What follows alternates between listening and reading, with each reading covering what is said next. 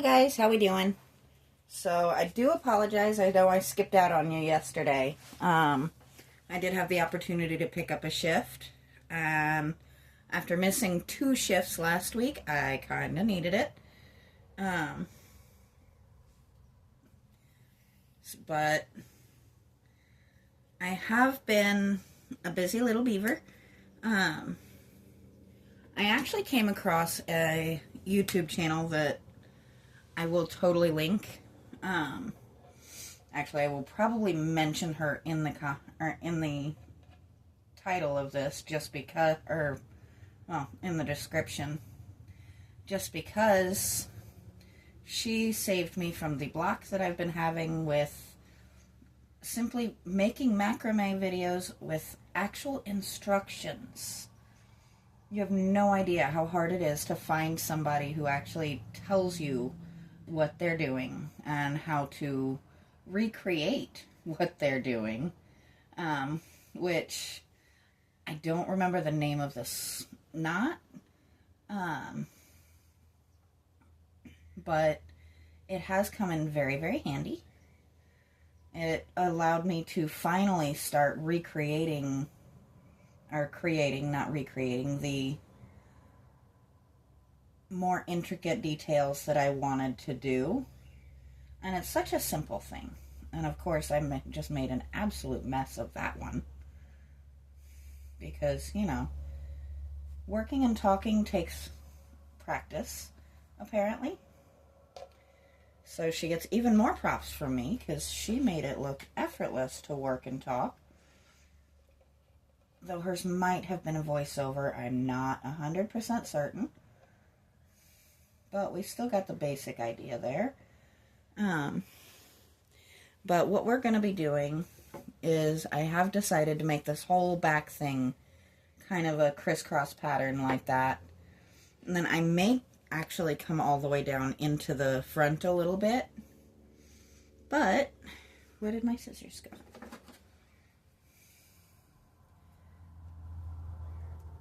I did also decide to bring the centerpiece up a little bit. Just feeling like it gives it a little bit more class. I don't know if it's true or not. It could be awful in your eyes, but in my eyes it made it more pretty. But I am a huge fan of this. I'm having an absolute ball. And basically all I'm doing now, so I went across and I did all of these up top. And then I started here just so I could kind of get an idea of what I was doing. And I'm splitting these each in half. And just kind of coming along and attaching them in the middle. And then I'll come down and attach the next two to create little diamonds. I do want to add beads to this. I still have not found some that I like. So that's why I'm doing this stage right now. Instead of just using beads to attach, or attaching beads to the knots right off the bat. But all it is you make your loop, or you may get your piece there, get it nice and tight, and then make your loop. And then it's just following that around for a few. I've been doing 3, which I find it easier for me to keep a finger in the loop. I am way too new to this to be doing any kind of tutorial, though, because I am not a natural. But when you once you go back through that loop, you pull this top string out, and it just pulls the whole thing nice and tight and neat. And then you just keep tightening it until it's actually going to stay put. And what's neat about this knot is you can move it. Like if I hold this up and I decide that one knot needs to be a little bit higher or a little bit lower, I can do that without having to untie the whole thing. I also discovered on her channel that this little knot that I do has a name. I have since forgotten what that name was because I have the attention span of a fly, but that's neither here nor there.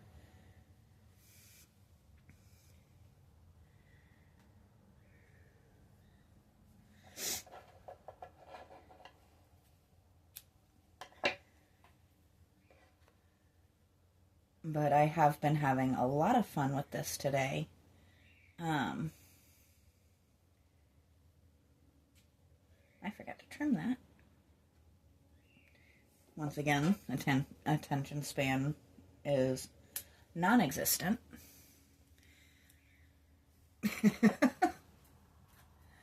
But I am actually having an absolute ball with this, and I really want it to come out really pretty and classy and nice, because it is meant to be a gift for somebody very, very, very, very special to me. And I want it to be something that she will actually enjoy. So, there's this neat little thing there. That one came out a whole lot prettier.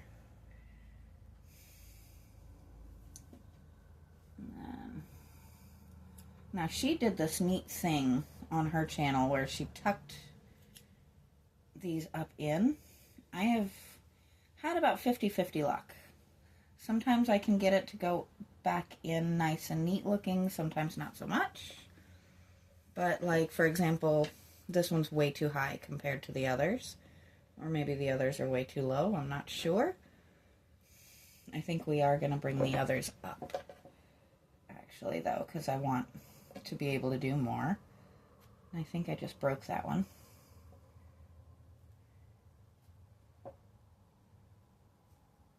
There we go. I did, in fact, just break that one. So we're going to redo that. As soon as I figure out where I just put my yarn. Oh, there it is. I am a scatterbrained mess today.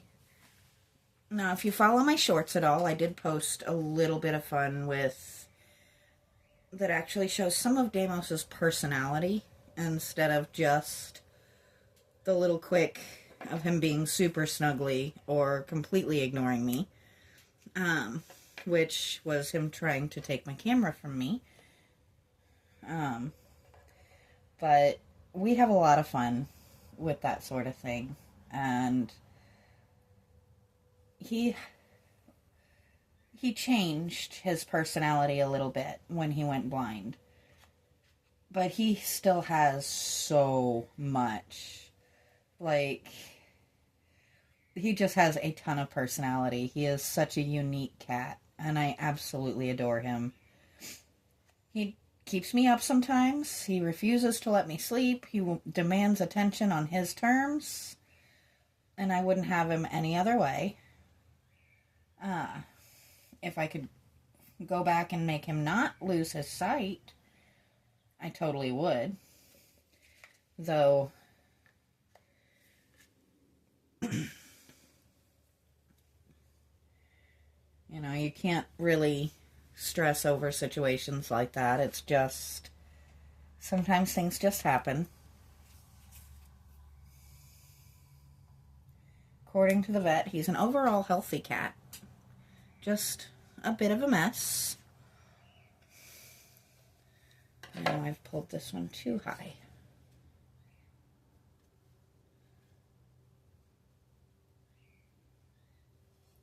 I think a lot of that is just the angle of the way she's sitting. There we go.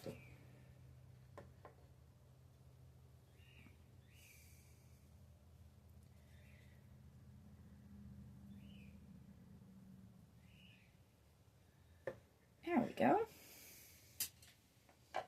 So it's kind of a neat process, and I'm definitely enjoying it. I'm I'm finding it to be definitely helpful in giving the look that I want, and making it a lot more intricate than I was previously able to do, which of course makes me happy.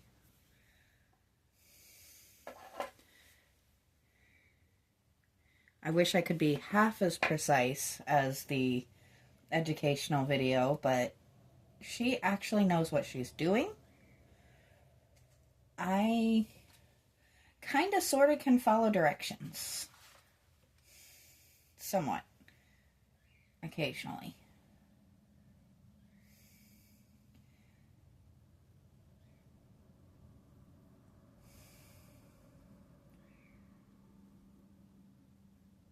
I hope she does not mind me bringing attention to her, but most people are doing this sort of thing either to educate, to share a passion, or to make money. And usually bringing attention to someone else's channel can help them in those other things. So we're gonna hope. And if she gets upset with me, I will absolutely take it down, or at least take the tag off. But I really hope she doesn't. I hope she appreciates that she gave somebody a new opportunity.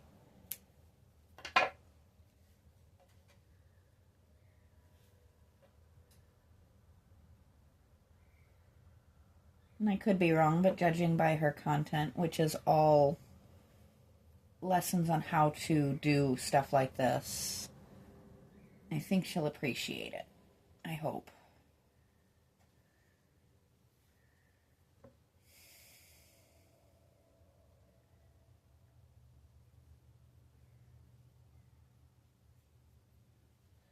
I believe her channel is Magnificent Macrame or something along those lines. I did follow her.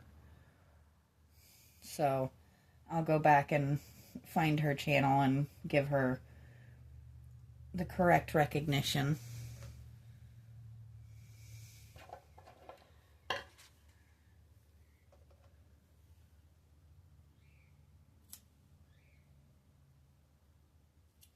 I don't remember if it was magnificent or magical, but it was something along those lines. So I will definitely be perusing that channel quite a bit more to get more neat ideas so that we can come here and try them and see if I can make it work.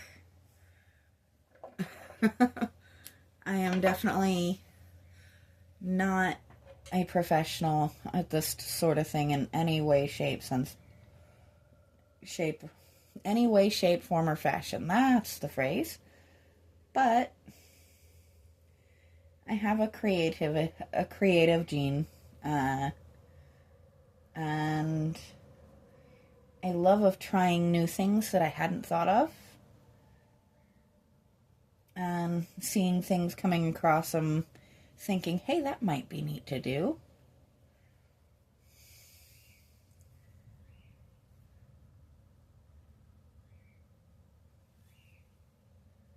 Oh, where'd my end piece go? Uh-oh. Oh, come on, this was a good one and I lost my end piece? There it is. As I said, definitely not a professional, but, you know, I'm willing to have fun with it. So that counts for something, right? Not every hobby is meant to be perfection all the time. But even though sometimes it's messy and sometimes we don't get it to look just like we wanted to, as long as we're learning, like for example, that just went in. Finally, I got one to actually go in correctly. And even if you don't learn it exactly perfectly, you learned something new. And even if it doesn't go perfectly, if you tried it and you enjoyed it and you had fun in the process, how is that anything other than a win? That's how I look at it. almost none of my projects are ever quite perfect, and they never do. The process never works out quite like I had in mind. I usually end up going back and fixing a spot here and there, or completely reworking something because my idea didn't pan out. But how would I know that I enjoy this kind of stuff if I didn't just say, well, let's see what happens? Or my famous last words, I wonder what would happen if.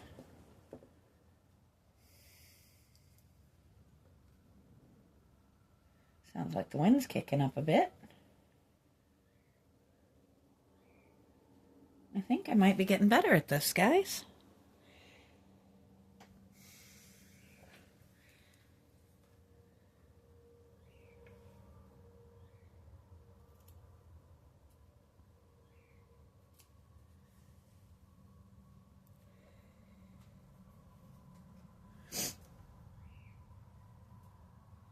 Allergy season has kicked in again. So I'm doing a lot of sniffling and sneezing, but I don't mind it because spring is trying to come out.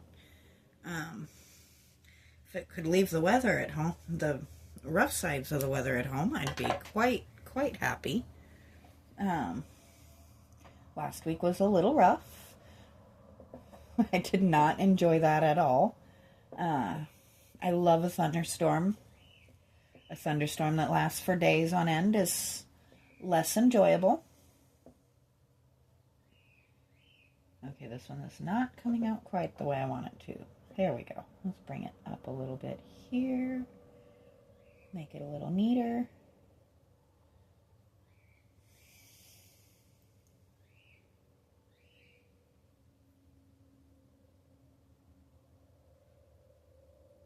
I'm good at pretending to know what I'm doing, aren't I?